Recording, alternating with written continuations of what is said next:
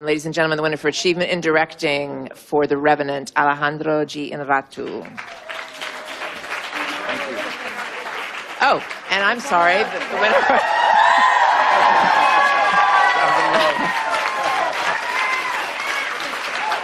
Wow. Okay, we're going to start with 65 in the back and then come down front to 279. Hi, Leo. Hi, Alejandro, here in the back. Hey. So I have two questions since you are there. First, to Alejandro, in our last interview, I asked you what would it mean to win twice in a row, and you say, we have to see. So what it means. And to Leo, if you remember, I gave you the Oscar, the chocolate Oscar. Yeah. Did you get a bite before that? Before the real one? I didn't. I'm sorry. Oh, no, that's it. That's it. I just wanted you to get the taste before you get it. Thank you. So, Alejandro, what it really means to win twice in a row? Well, I couldn't be more happy. You know, every film is like a son. So you cannot like more one son than the other. I love this film as I love Birdman, and I think this experience and sharing this with Leo and with all the nominees, part of the crew that we are celebrating tonight. It's, you know, I think the award that I'm getting is on behalf of all of them, and they made possible. So I couldn't be more happy, especially because we are celebrating tonight, and that's fantastic, you know. And could we say that it's a little bit for Mexico and Argentina too, since you shoot the movie in Argentina? Sorry, what you said? Could we say that the movie is also for Mexico and for Argentina, since it's your country and you did the movie also in Argentina? Well, all the crews were amazing, and obviously the people in Argentina were fantastic. We have a great time there. We're coming down here to 279, then we'll go to the back to 113. Hi, Lepacazo Sandoval, down here. I don't see you. Oh, there you are. Lepacazo Margarita Sandoval. Lepacazo is a native name, so we have a native person here. What do you guys love about being storytellers? What? What do you love about being a storyteller? Go, Leo, first. Look, I grew up in East Los Angeles. I was very close to the Hollywood studio system, but I felt detached from it my whole life. And to have had parents that have allowed me to be a part of this industry, to take me on auditions every day after school, and to tell stories like this has been my dream ever since I was 4 years old. And this film, to me, was exemplary in the sense that I got to work with a director, and all the things we spoke about off camera during the making of this movie transferred their way on screen. This was true storytelling. We really got to have a collaborative experience together, and this was a journey that I'll never forget with Alejandro. It took up such a large portion of our lives, but as a result, we have a great film to look back on for years to come. Yeah, for me, it's just basically, I think that life is so uncontrollable. I think we are all the time, you know, it's impermanent, everything. And I think the storytelling is a way for us to feel, in a way, can confront a huge amount of emotions and possibilities and feel, beautiful and horrible emotions, but always in a way being in a comfortable zone, knowing that it's another story that can teach us a lot. So it's a way to control life, you know, to have an oxygen capsule of life without suffering for real, that can teach us for when the time comes for being in love or to have a problem, we can suddenly get what is that idea. So the storytelling is, I think, oxygen for life that protects us, you know. That's how I feel. We're going back to 113, then up here to 255. Hi there, I'm all the way in the back. First of all, congratulations, well-deserved. Thank you. So I would like to know, where are you going to put that Oscar? Yeah, very easy question. And for you, second Oscar? He's got to ask, where is he going to put his second Oscar? Yeah, exactly, right? Is it going to be next to the first? And I will be all day. No, it's incredible that two outsiders like Chivo and Alejandro that came from Mexico, came to our industry, were firm in their beliefs artistically, And here we have a 2-time winner at the Academy Awards, and with Chivo, a 3-time winner. I'm so proud to be working with these guys. These guys represent everything about what this industry is and what it should be. I just want to congratulate you guys. It's awesome. Thank you, Phil. Thank you, Louis. Thank you. Coming down here to 255, and then we'll go over to 206. Alejandro, aquí Carlos Pérez de TV Azteca, de ese lado.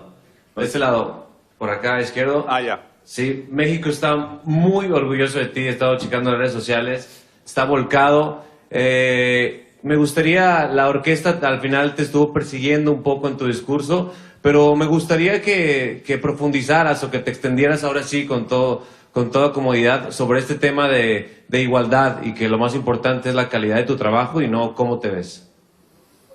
Well, I think the question is that he wants me to extend in what I said in the stage where I was being interrupted by music. But anyway, I want to say what I want to say, which is something that is absurd. I think that the debate is not only about black and white people. I think the diversity really includes, you know, what that means, that now is Oscar so brown or what? I mean, I think we are yellow and Native Americans and Latin Americans. So the complexity of the society of the world is much more than one or the other. I think is, again, I think it's becoming a little bit very polarized, very politicized, without observing the complexity and the beautiful of how being this country so mixed. As my country, which is mixed, but this is a multi-mixed country, that is the real power of it. So anyway, what I super impressed about is that still we are dragging this tribal thinking with this, the lack of, I think one of the problems that we are suffering is there is no moderate platforms to talk about something deeply, very important, that in a way it's deciding the destinies of people around the world, not only here, by the color of their skin, you know, so that we are still dragging those prejudice and tribal thinking at this time. It seems to me absolutely absurd. I mean, something that I think, in the 50s, I remember that the people that have long hair, the Beatles, were considered like, oh my God, I will never, you know, and that was so stupid that now we laugh about it. Why we cannot get rid of those prejudices about the color of skin, you know, it's completely irrelevant. Anyway, that's what I want to say, you know. Didn't have a lot of time, but I say it. We're going to 206 and then 22. Congratulations to both of you, Leo especially. It's finally happened. I'm here. Hey, how are you? Everyone was cheering in the room here when you won. How was the atmosphere in the room at the ceremony? How does it feel now that it's a reality? And what would you remember as the biggest challenge of this film?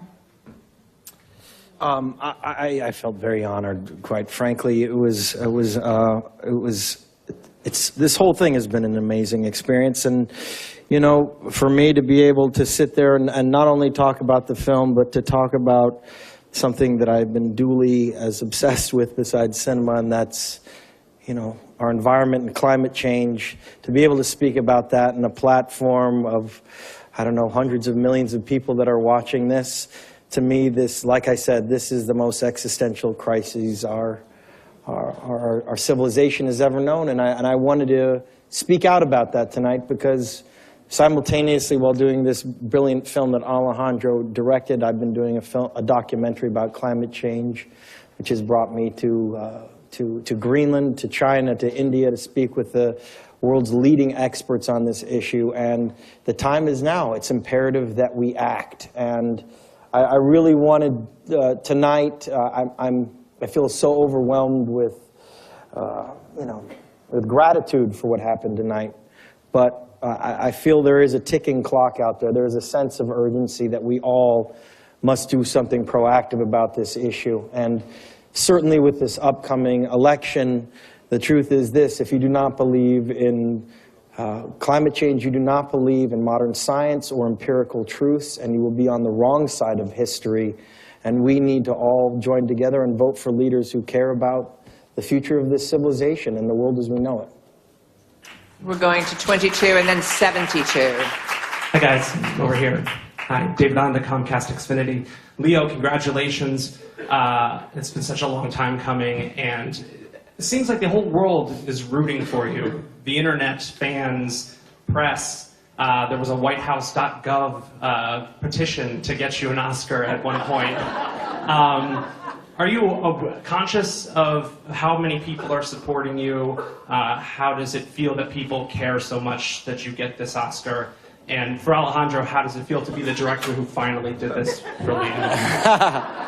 It all feels incredibly surreal, and you know, it's surreal because you can't reach out and physically meet everybody. You hear it on the internet, you hear it from other people, and you know, the truth is, it's you know, we always strive, you know, for the best in what we do, but this year in particular, I've been overwhelmed with you know, such support, really, truly, by so many fans and so many people in the industry. It's quite shocking, actually, and what can you say, except I'm very grateful, I really am. And I want to say that it's funny because the conception of how a film is being made, I think, is wrong. This is an interbeing collaboration. You know, everything is connected. So when Chivo won, we all won. Also because what Chivo photographed was the wardrobe, was the makeup, was the performance of Leo, was the ideas of the, you know. When I won, everybody won. So, I mean, all the actors, everything. When Leo, so I didn't give nothing to Leo. Leo won by himself. I Leo.